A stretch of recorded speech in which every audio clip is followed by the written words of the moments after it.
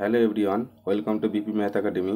আজ আমরা simple interest অর্থাৎ সরল সুদের 6 থেকে 11 পর্যন্ত অঙ্কগুলো নিয়ে আলোচনা করব।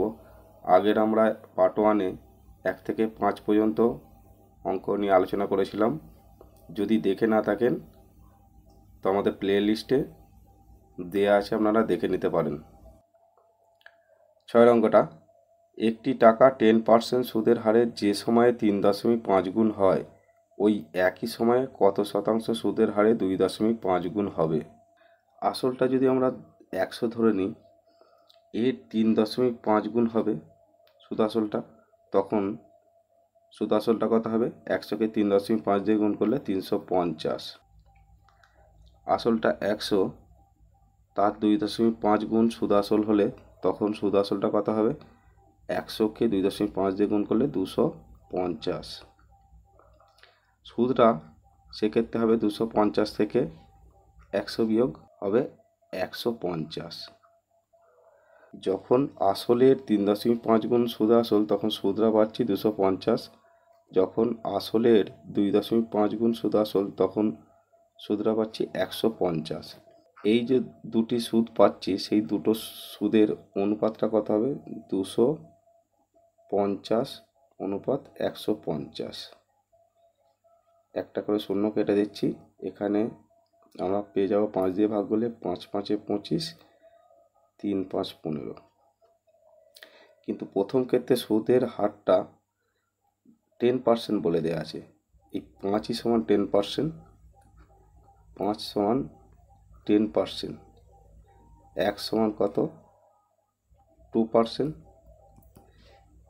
দ্বিতীয় ক্ষেত্রে সুদের হারটা তাহলে 3 আছে অনুপাতে, 3 হলে সমান 3 দুগুণে 6 মানে 6%। উত্তরটা হবে 6%। 7 অঙ্কটা, একটি নির্দিষ্ট সময়ে একটি নির্দিষ্ট সুদের হারে যদি আসল এবং সুদ আসলের অনুপাত 4.5 হয় এবং 3 বছর পরে যদি এই অনুপাত হয় 5.7, তাহলে সুদের হার কত হবে? প্রথমে আসল ও সুদ আসল এর অনুপাতটা 4:5। 3 বছর পর আসল ও সুদ আসলের অনুপাতটা কত বলেছে? 5:7।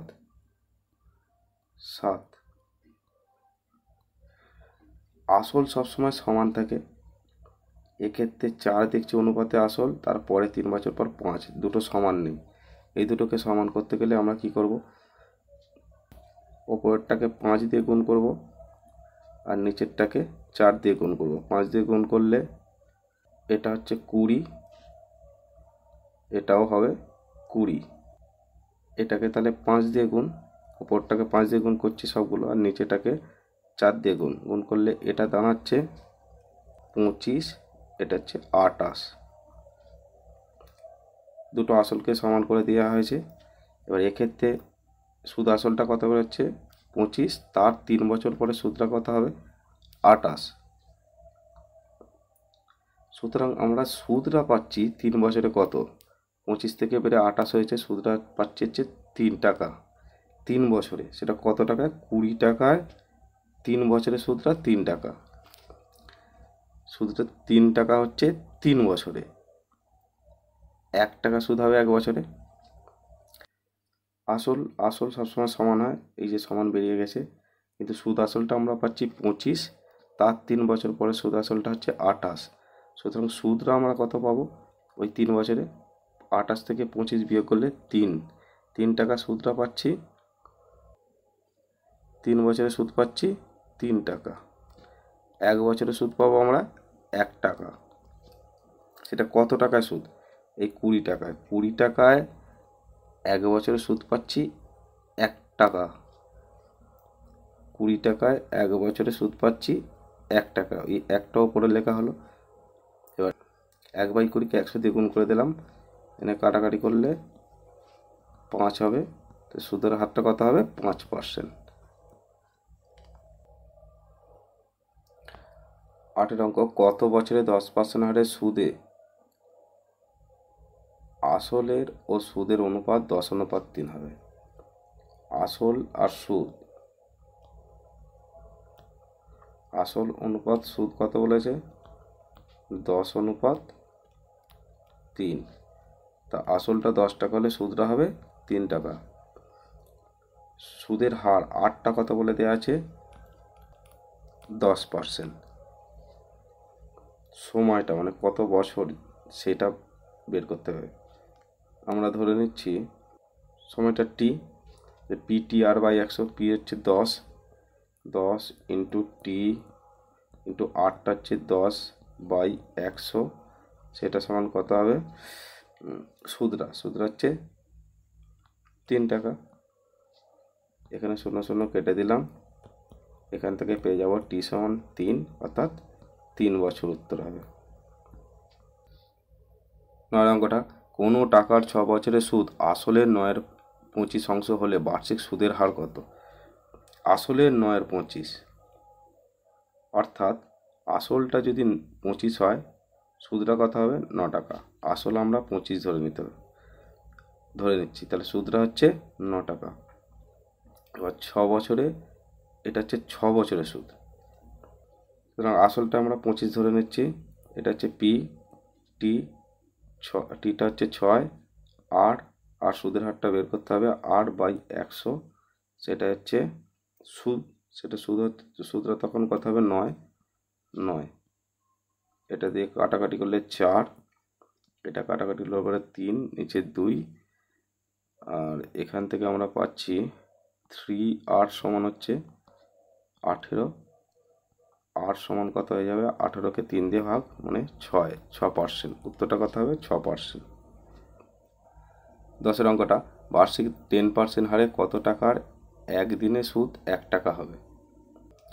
বার্ষিক 10% হারে কত টাকার একদিনে সুদ 1 টাকা হবে? আসলটা আমাদের জানা নেই, সেটা ধরে নিচ্ছি পি। এক্ষেত্রে টিটা হচ্ছে 1 দিন, 1 মানে 1 দিনটাকে বছরে করলে 1কে 365 দিয়ে ভাগ, এটা বছরে হলো, টি বেরোলো, এটা পিটি। আর সুদের হারটা 10/100, সেটা কত হবে 1 টাকা। এখানে বলেছে সুদটা 1 টাকার সঙ্গে সমান হবে। বা এখান থেকে আমরা কি ওপরে থাকছে পি ইন্টু 10, নিচে আসছে 365 ইন্টু 100, সেটা সমান 1। এখানে একটা করে শূন্য কেটে দিলাম, বা পি সমান পেয়ে যাব, পি সমান 36550 টাকা, মানে 3650 টাকা। সি এরটা উত্তর হবে। 11 অঙ্কটা, আসল ও বার্ষিক সবৃদ্ধিমূলের অনুপাত 20:21 হলে বার্ষিক সুদের হার কত? আসল আর সবৃদ্ধিমূল, আসলটা কত?